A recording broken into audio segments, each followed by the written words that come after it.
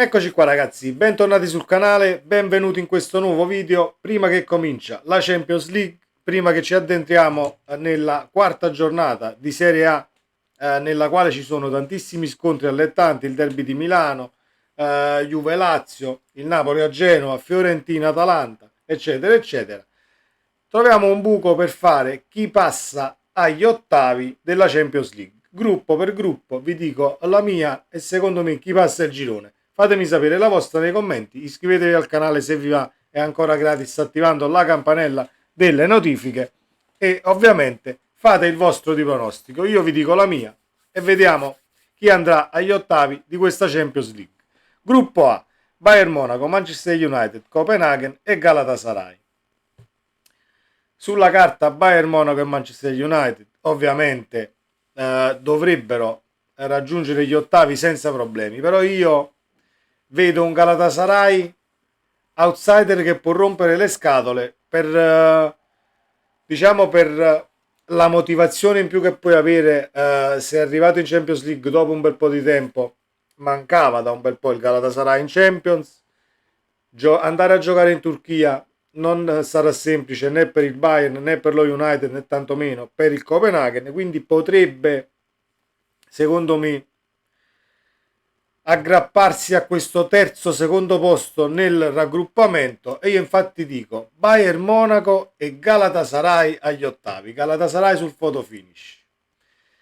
Troppo azzardato? Fatemi sapere la vostra nei commenti. Gruppo B: Siviglia, Arsenal, PSV e Lens. Siviglia e Arsenal agli ottavi, anche se il PSV potrebbe interferire, diciamo, nelle prospettive di qualificazione agli ottavi di Arsenal e Siviglia, però è attrezzatino il PSV per onorare la Champions, ma non credo per passare questo girone che secondo me è difficile per la terza e la quarta fascia. Gruppo C: Napoli, Real Madrid, Braga e Union Berlin. Sulla carta sono Napoli e Real Madrid che devono passare agli ottavi. Io dico Napoli e Real Madrid, però bisogna stare attenti al Braga e all'Union Berlin, una perché gioca palla a terra e sa perfettamente come mettersi in campo, non è disordinata nella maniera più assoluta, e l'altra, l'Union Berlin, è partita bene in Bundesliga. La squadra c'è, è una squadra rozza da affrontare perché si chiude, quindi non c'è niente di scontato, però gruppo C io dico Napoli e Real Madrid. Gruppo D: Benfica, Inter, Salzburg e Real Sociedad. Un gruppo che sembra semplice a guardarlo così.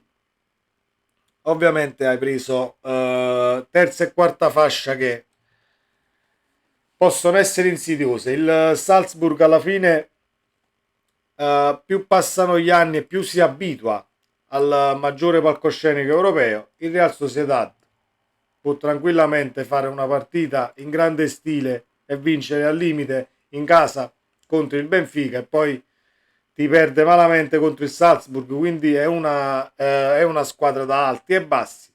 Non credo che Benfica e Inter possano avere grossi problemi a passare il girone, quindi Benfica ed Inter. Gruppo E: Feyenoord, Atletico Madrid, Lazio e Celtic. Il gruppo più difficile della Champions League insieme al gruppo F, quello là del Milan.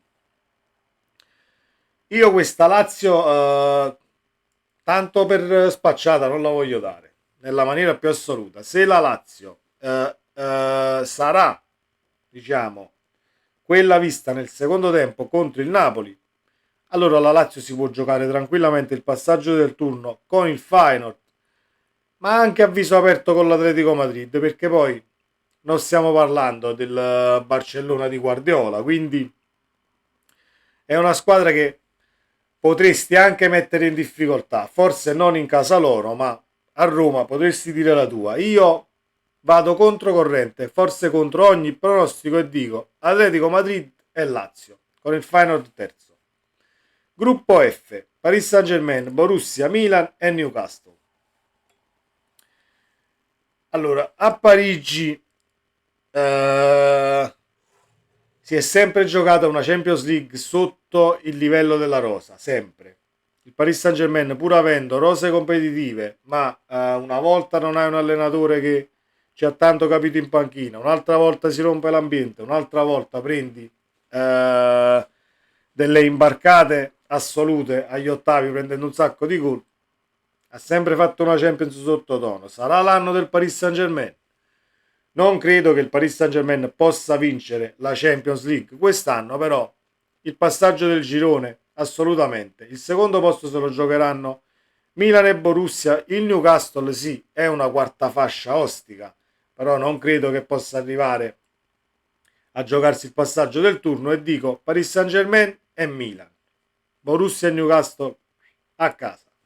Gruppo G, City, Lipsia, Crvena Zvezda e Young Boys. Questo è un gruppo dove senza nemmeno dire la mia o perdermi in chiacchiere, City e Lipsia agli ottavi e il Crvena Zvezda e Young Boys a casa, perché la differenza tra le prime due e le ultime due è troppo alta, nella maniera più assoluta. Gruppo H, Barcellona, Porto, Shakhtar e Anversa. Potrebbe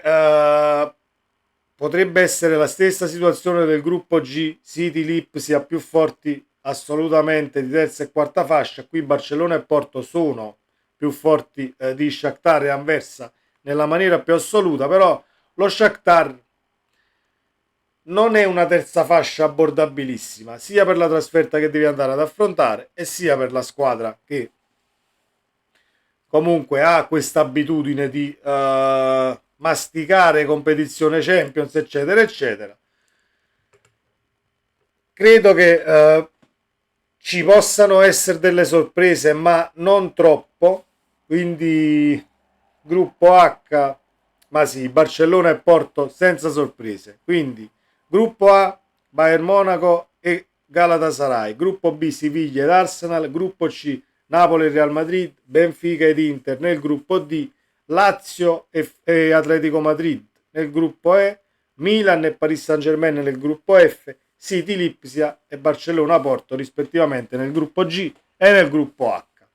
Mi direte forse sono stato troppo scontato, però a parte i due gruppi comunque duri che sono il gruppo E e il gruppo F di Lazio e Milan, il resto non dovrebbe riservare delle sorprese. Mi auguro che la sorpresa non arrivi nel gruppo C del Napoli mandando una tra Napoli e Real Madrid a casa. Mi auguro di no e che passi il nostro Napoli e il Real Madrid, perché il Real Madrid è la Champions League per blasone, per competizioni vinte e tanto altro.